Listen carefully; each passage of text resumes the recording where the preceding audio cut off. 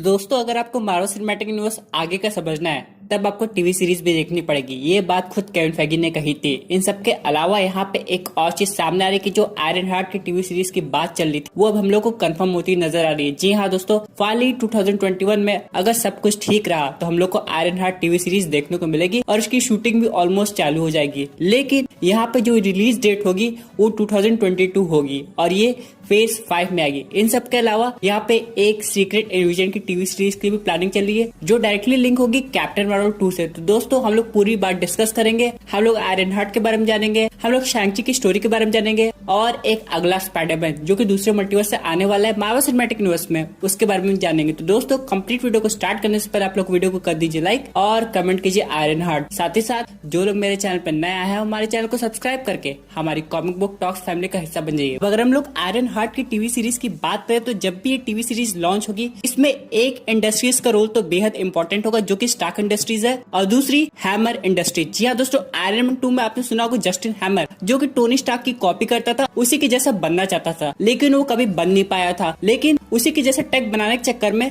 वो कुछ गलत काम भी कर दिया था और एक आयरन मैन 2 का विलन सामने आ गया था।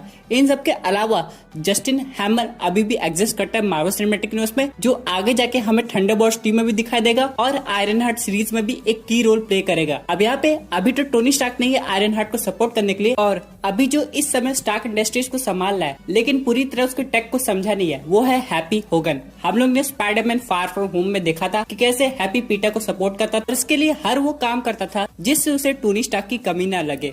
अब यहाँ पे उसने एक प्राइवेट जेट में उसके लिए एक स्पेशल लैब भी बनवा दी थी, इससे ज्यादा वो क्या कर सकता था। लेकिन अगर हम लोग बात करें आयरन हार्ट की टीवी सीरीज की तो ये टीवी सीरीज स्टार्ट ही होगी यहाँ पे स्टार्क इंडस्ट्रीज के इंटर्नशिप से। जी हाँ दोस्तों, हम लोग को स्पाइडरमैन मूवी में जो इंटर्नशिप का रेफरेंस मिला था वो कोई कॉमेडी नहीं थी बल्कि एक सीरियस बात थी जो कि पीटर पार्कर ने एक एक्सक्यूज दिया था। यानी कि स्टार्क इंडस्ट्रीज में अभी भी इंटर्नशिप चल रही होगी जिसमें बच्चे जाके टेक्नोलॉजी के बारे में बहुत कुछ सीखते हैं और इन्हीं में से एक बच्ची होगी आयरन हार्ट।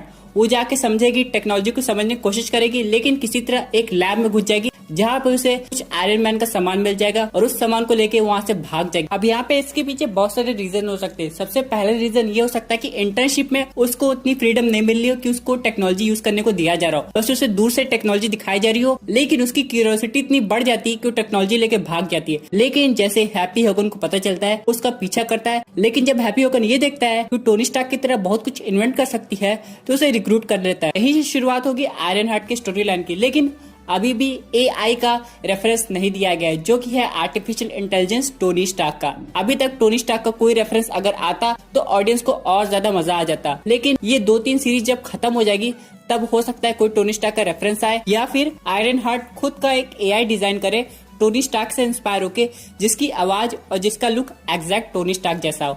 यानी क्या है, एवेंजर्स एंड गेम में टोनी स्टार्क ने कोई एआई नहीं बनाया था लेकिन उसे क्लू मिल गया था आयरन हार्ट को जिससे वो टोनी स्टार्क की साइकोलॉजी समझ के उसके जैसा एकदम हूबहू एआई बना दे और वो एआई बाद में उसकी हेल्प करे। वैसे जारविस जैसा बना था उसे भी टोनी स्टार्क ने बनाया था, फ्राइडे को भी टोनी स्टार्क ने बनाया था। तो आयरन हार्ट भी वो सब सीख के उसके डेटाबेस से बहुत सारी इन्फॉर्मेशन पढ़ के एक एआई डिजाइन कर सकती है। अगर हम लोग बात करें इसके आर्मर की तो इसका आर्मर मार्क 85 से भी ज्यादा एडवांस होना चाहिए तभी ऑडियंस को देखने में मजा आएगा। अब यहाँ पे अगर आयरन हार्ट पुराना टाइप का आयरन मैन आर्मर बनाती है तब ऑडियंस उससे उतना ज्यादा इंस्पायर नहीं हो पाएगी।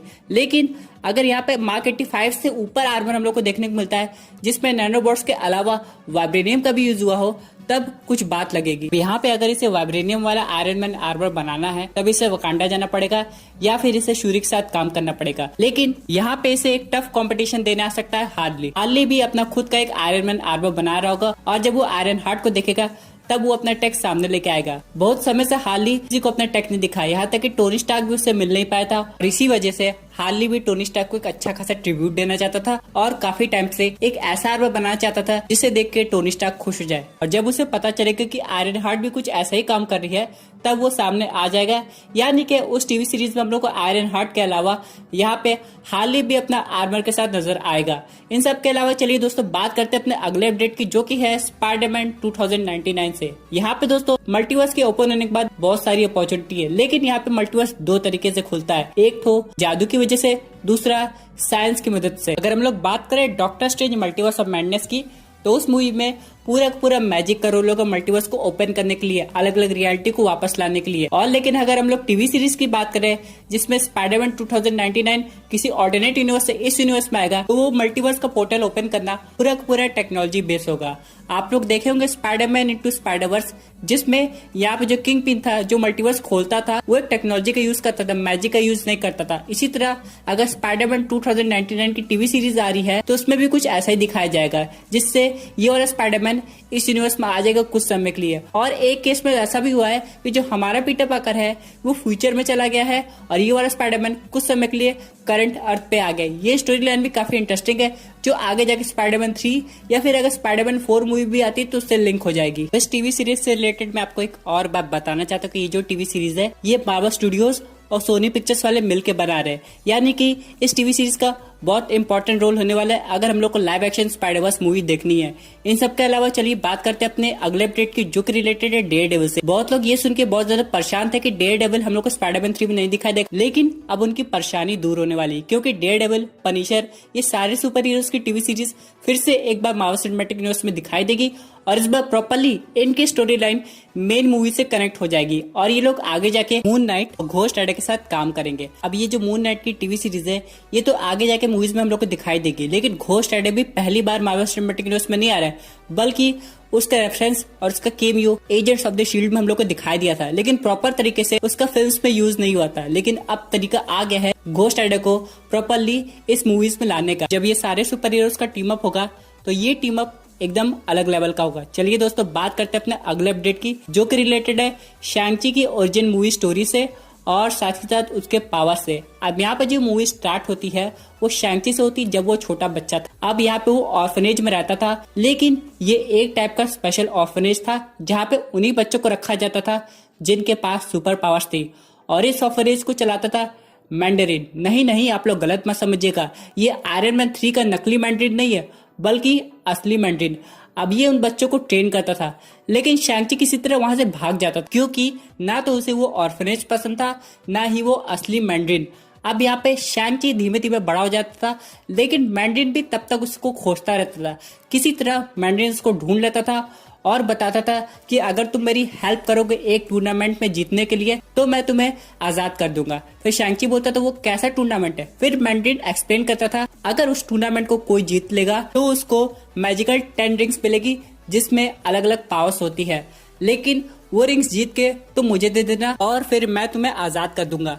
इस पे शैंग-ची मान जाता था, लेकिन वो टूर्नामेंट बहुत ज्यादा टफ था और वो जो रिंग्स थी वो यहाँ की नहीं थी, वो कोई एलियन रिंग थी। अब यहाँ पे ये रिंग का कंपैरिजन आप लोग इन्फिनिटी स्टोन्स से मत कीजिएगा। इन्फिनिटी स्टोन्स बहुत ज्यादा पावरफुल है, लेकिन ये 10 रिंग्स के पास भी बहुत सारी पावर्स थी। हर एक रिंग के पास अलग अलग स्पेशल पावर थी, जिनकी बात हम लोग किसी अगले वीडियो में करेंगे। अब यहाँ पे शैंग-ची जिस टूर्नामेंट में जाता था वहाँ पे एलियंस भी रहते थे, वहाँ पे म्यूटेंट्स भी रहते थे, और यहाँ पे एक और कैरेक्टर रहता था जो कि हमें डॉक्टर स्ट्रेंज मूवी में दिखा दिया था, जिसका नाम था मोर्डो।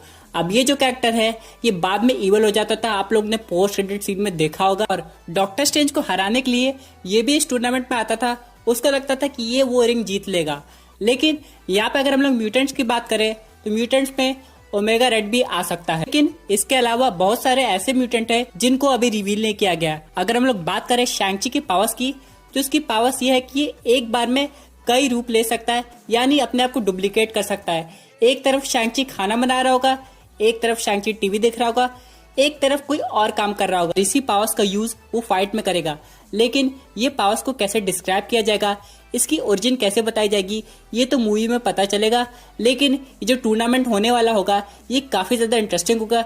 इसमें लोग शैंग-ची के अलग अलग फाइट मूव्स देखेंगे और हो सकता है आयरन फिस्ट का भी कोई रेफरेंस हम लोग को देखने को मिल जाए, और वो 10 रिंग्स की पावर्स भी मैंडरिन यूज करते हुए हमें दिखाई दे। वैसे दोस्तों ये सब सुन के तो ऐसा लग रहा है कि अब इन्फिनिटी स्टोन्स के बाद बाकी सुपर हीरोज और सुपर विलन्स इस मैजिकल 10 रिंग्स के लिए फाइट करेंगे। एक समय में ऐसा होगा कुछ रिंग्स कुछ सुपर हीरो के पास होगी और कुछ विलन्स के पास होगी, और इनको इकट्ठा करके ही इनकी पावर्स का अच्छे तरीके से यूज करना सीखना पड़ेगा, जो कि काफी ज्यादा इंटरेस्टिंग होगा। दोस्तों ये थी कंप्लीट अपडेट जो कि रिलेटेड थी बहुत सारी मार्वल सिनेमैटिक यूनिवर्स की न्यूज से रिलेटेड। आई होप आपको ये वीडियो पसंद आई होगी। वैसे आपके क्या व्यूज है इस पर्टिकुलर टॉपिक पे, अपने व्यूज जरूर कमेंट कीजिएगा और अगर आप ऐसे unique super hero content enjoy करना चाहते हैं तो हमारे चैनल को सब्सक्राइब करके हमारी सुपर हीरो फैमिली का हिस्सा बन जाइए। Thank you for watching.